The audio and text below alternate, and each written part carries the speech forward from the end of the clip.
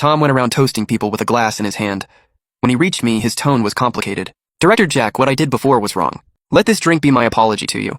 I raised my glass and looked at him. In his eyes, there was guilt, resentment, and something I couldn't quite understand.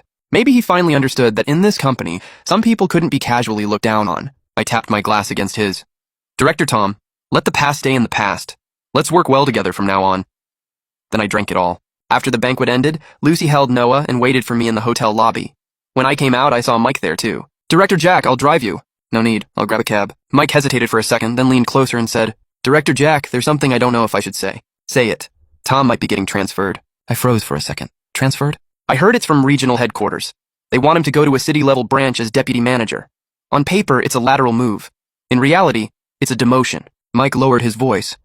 Someone has to take responsibility for that system incident. I didn't say anything.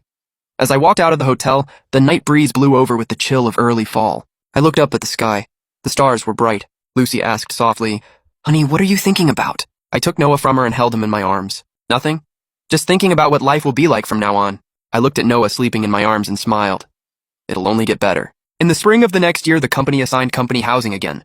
This time, my name wasn't on the list. Not because I was ignored, but because I gave it up voluntarily. At the meeting, I said, leave the apartment for the young people who need it more. Applause rang out below. Mike later asked me, Director Jack, you really don't want it? I already have 2 apartments, that's enough. Mike sighed and said, You're different from Tom. I smiled and didn't respond. Yes, we were different. What Tom cared about was always climbing higher. What I cared about was whether the road beneath my feet was steady, whether my family was doing well, and whether the sky above me was still blue. Those things mattered more than any apartment. Another 2 years passed, and I resigned from my position as technical director. Not because the company treated me badly, but because I wanted to do something of my own. I used my savings from the past few years to start a small technical consulting company, helping small and mid-sized businesses solve technical problems. The fees weren't high, but I put real care into the work. Mike said I was stupid for giving up a high salary just to struggle on my own. But in life, you have to do something you truly want to do. Lucy supported me, just like always. Go for it, I'll support you.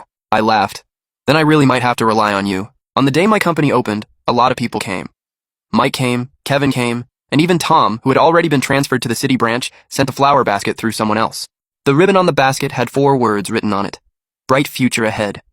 Looking at those words, I remembered the expression on his face back then when he said, Technicians are easy to find. It felt like a lifetime ago. In the 3rd month after opening, I got a call. It was from the regional general manager. Jack, can you come back for a bit? The system has a problem. Mike can't handle it. I was quiet for a moment. Sure, but I charge by the hour now. The other end of the line froze for a second, then laughter came through. Fine, name your price. I'm kidding, I'll come take a look tomorrow. After hanging up, I stood by the window of my own company and looked out at the busy street. The sunlight outside was just right. That night, I took out my old technical notebook. The words, Technology changes fate on the first page already faded a little. Below it, I added another line. What fate changes isn't just your position, but the way you see the world. I closed the notebook and walked into the bedroom. Lucy was already asleep. Noah was beside her, his little hand clutching the blanket, sleeping soundly. I lay down quietly and listened to their steady breathing. My heart felt completely at peace. I once thought leaving was the best choice. Later, I realized coming back wasn't compromise either. What truly mattered was that whether I left or came back, it was my own choice.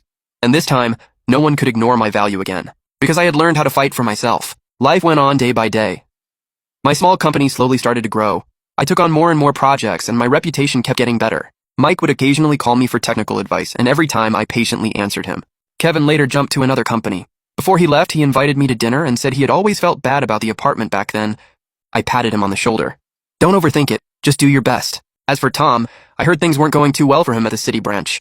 I also heard he had asked people to help him transfer back to regional headquarters, but nothing came of it. I didn't really care about those things anymore. On weekends, I would take Lucy and Noah to the park for walks. Noah could already run, chasing kites across the grass. His laugh was as clear as a spring breeze.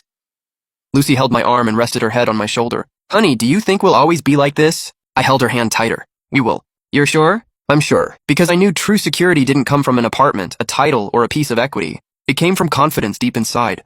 Confidence in my own ability, confidence in my family's support, and confidence that wherever I went, I could live with dignity. And that was enough.